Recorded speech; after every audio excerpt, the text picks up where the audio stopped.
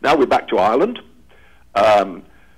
You can often see things more clearly if you look at what's happening in another country than you can in your own.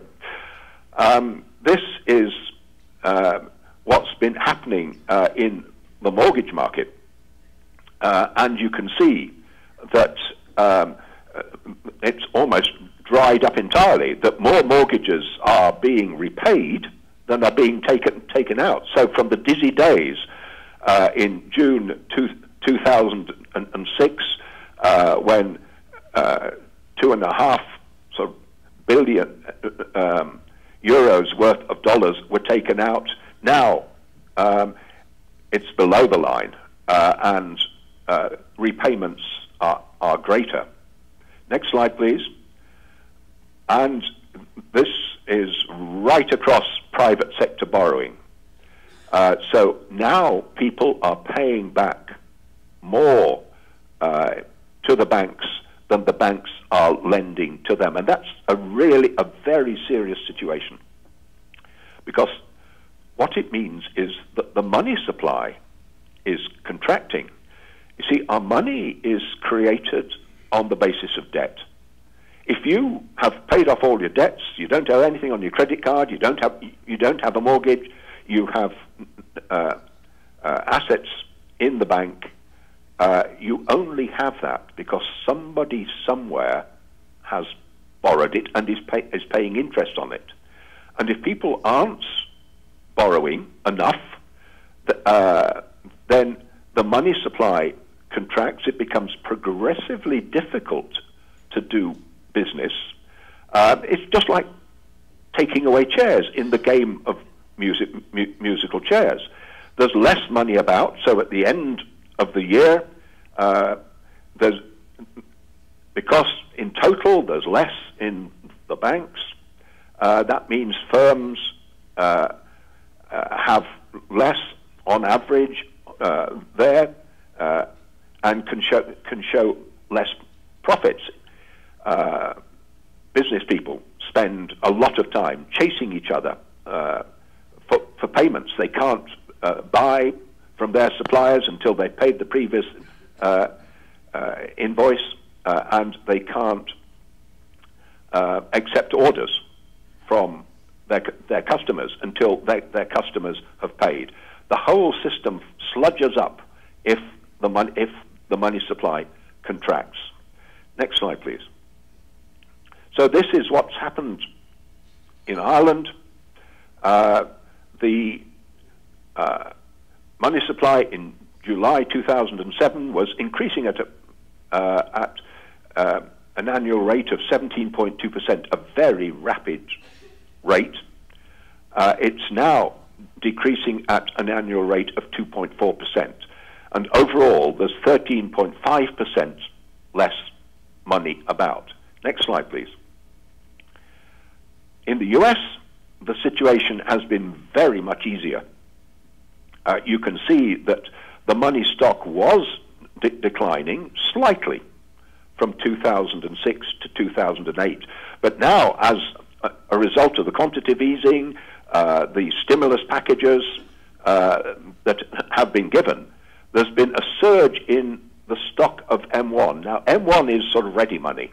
It's cash and notes, and it's what people have in their current bank accounts. It's money that is immediately available for spending. You don't need, it's not on time deposit, you don't need to wait 3 months before you can get at it. So it's a good measure of the liquidity in the economy. Next slide, please. Okay, back to oil. We are somewhere right at that pinnacle at the moment, and we've got to come down the other side. Next slide, please. And because of it's taking more and more energy to produce our energy in the way that I argued 10 minutes ago, the actual amount of energy that we are going to be able to get from oil, but this applies to the other fossil fuels too, because it's getting progressively difficult to get gas. Coal is taking more and more energy to produce, because the easy, the 6-foot seams, they've all gone. So the amount of energy that's going to be available to us for actual use and isn't being taken up to produce energy is going to fall off very rapidly. Think back to that 8% figure. We are going to have to adjust to a very rapid contraction in the total availability of energy to us. And I haven't mentioned climate change at all yet. Next slide, please. So, world population soared as a result of the easy availability of energy, which meant that food was available. And somehow we've got to go down that side of that energy curve in some sort of way that avoids a massive disruption that enables us to support the 6.7 billion people that the world has at the moment. This is going to be an absolutely formidable task. Next slide, please. World income soared with the use of fossil energy. I mean, we've used fossil energy to make ourselves into superhumans. It's greatly increased our productivity. I mean, output per capita was very, very low when there was nothing but the sun, animal energy, and human energy. So the trick now is, how rapidly can we develop energy from renewable sources so that as fossil energy becomes increasingly scarce, we are not down to the low levels of per capita production that were attainable, the only things attainable in the past. Next slide, please. There's an almost unbelievably close link between energy use and economic growth.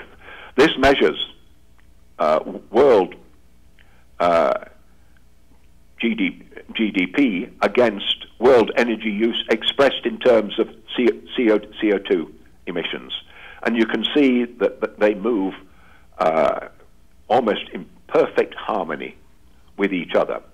So the danger is that as energy use drops because the energy isn't there, it's taking so much energy to produce it because we haven't invested enough over the last 18 months when energy was cheap because the projects were cancelled, that there is going to be a very rapid contraction in national income and consequently in people's incomes. Next slide, please. And this is how we've been able to turn ourselves into superhumans. I'm not going to. I'll read that to you. A normally fit man would be doing well to produce 75 watts per hour, or about 3 kilowatt hours, in the course of a 45-hour working week. Now, just think.